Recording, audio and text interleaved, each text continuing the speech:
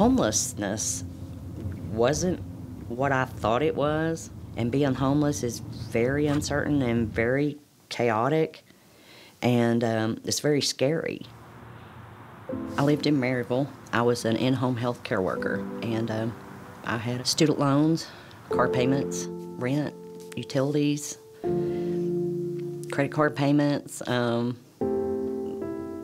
just a normal life that I thought was normal. I had chest pains for about 2 weeks. Went to the emergency room. They done a mammogram and told me that I had breast cancer. I lost the first job and then kept trying to work and lost the second job. My oldest son ended up moving in with me to take care of me, and in the process lost his job. I went back to work while I was still taking radiation and had been back to work about 5 weeks. My youngest son showed up at my work. He told me that my oldest son had passed away in his sleep that night. Cancer doesn't compare to that. Nothing does. Nothing. About 1.5 years ago, I moved in with my youngest son, and he took really good care of me, but it was such a strain on my son's marriage and his health and well-being, taking care of me, that I decided to move to Knoxville. I lied and told him I was going to stay with my friends. I did stay for 3 days with some of my friends, and then I went to CARM and registered down there and joined the VMC.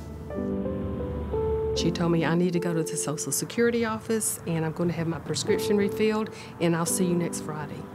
So at that point I thought, this lady has got some initiative and she's taken the initiative to do the things she needs to do before even having a talk with her case manager. I see a lot of different people with a lot of different issues, a lot of different cases.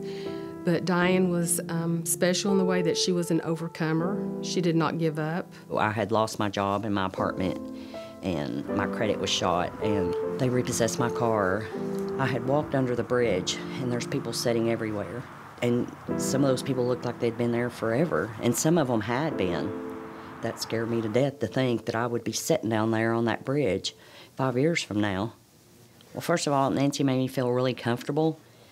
There's nothing you can't ask her. She puts your mind at ease about the homelessness of it, because there is hope, there is an answer.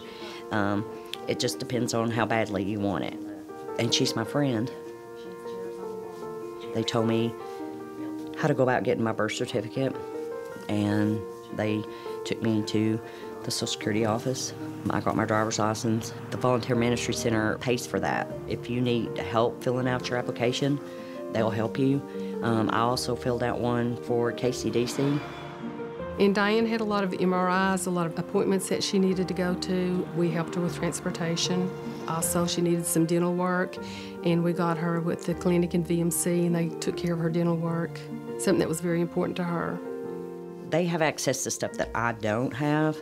Our caseworkers can call somebody and actually get through where I can't.